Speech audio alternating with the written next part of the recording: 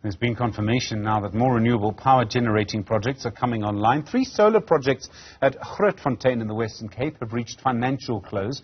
They'll eventually produce around nearly 300 megawatts of renewable energy.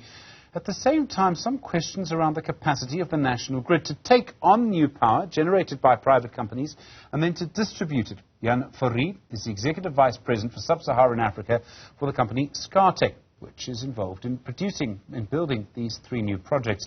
Jan, good afternoon to you. I think these are your first big projects in the Western Cape. You have financial close now. How long will it take to build them and then get electricity from them? Good afternoon, Stephen. Thanks for having me. Yeah, we're very excited to do our first projects in the Western Cape. We've been in the Northern Cape and the Eastern Cape, and these are the first year. We've reached financial close at the end of last week, and construction will start in Q1 of next year, and that's mostly driven by the duration for getting the grid connection in process, and it'll be up and running within the beginning of 2025. So the delay at the moment is not the construction, it's not the planning, it's not the finances, it's the grid capacity, is that right?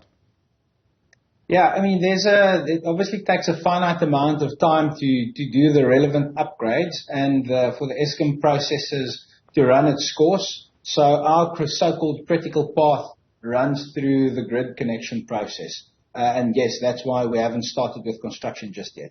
Okay, I mean, it's easy to say, let's just add to the national grid, but you're talking about building quite serious power lines, often across private land or publicly owned land. It's quite a difficult process, isn't it? No, exactly. I think acquiring land over both public and private land is a very involved process, taking quite a bit of time, and with each landowner needs to be negotiated separately. But I think where we find ourselves as a renewable energy industry, the grid is becoming the bottleneck, especially in the high resource areas of the country, places where there's lots of wind and lots of sun, but traditionally limited load or the limited need for electricity. And that infrastructure now needs to be put down so that we can facilitate more integration of this distributed generation. And the other problem, of course, as you say, I mean, you want to build a wind farm where there aren't people. You want to build a solar power plant really where no one's living. And that automatically means that it's far away from the grid. Yeah, I mean, that's correct. And I mean, some of this is part just to the topology and the design of the previous way of how electricity systems was put together. Large central power stations with power lines running in all directions, and load centers like metropolitan areas and industrialized places had large and many lines running there. But then rural areas where there was limited need had small power lines running there. And now a lot of those places are indeed the places where there's a lot of sun and a lot of wind, which you want to harvest and put back into the grid. So I realize Eskom, I mean, there's a lot to do around the grid, and it's not helped by the fact that Eskom is supposed to be split into 3, etc., etc., etc. We could go on all day. Do you believe there's enough progress being made in investing in the grid? And we know the Electricity Minister, has made this point, that that's going to be the next big thing, investing in the grid. He's spoken about it, I think, twice in the last few days. Is there enough movement? No, so I think there's been too little invested into the grid over time, and I think Eskom's ability to do it by themselves is limited, and I believe that the private sector could and should play a role in expanding the grid. I mean, even now, the grid connections that IPPs are building for their facilities are done by the IPPs themselves, and then the connecting infrastructure is being transferred to Eskom. So what this would mean is just in a way, a further extension of work that's already ongoing. And on that basis, we can mobilize more private capital that's available for these types of projects and then speed up the implementation of more renewables into the grid.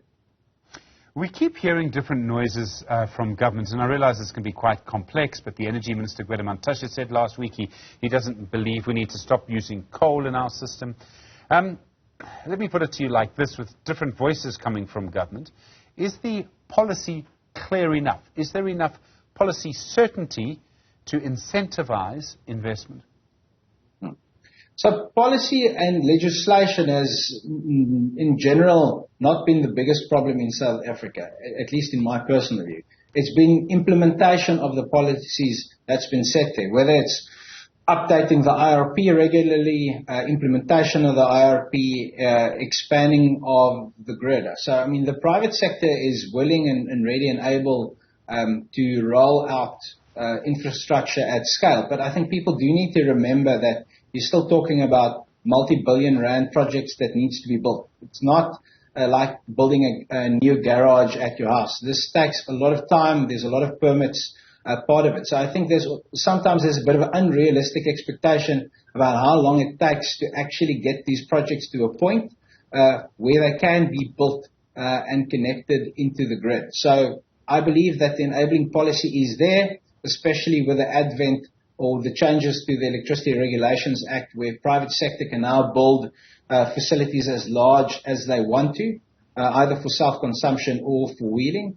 And the government process is running its course. It's really about making sure that there's sufficient implementation capacity, whether it's at different government departments to process permits, local government, national government, and I think that's where the assistance is needed.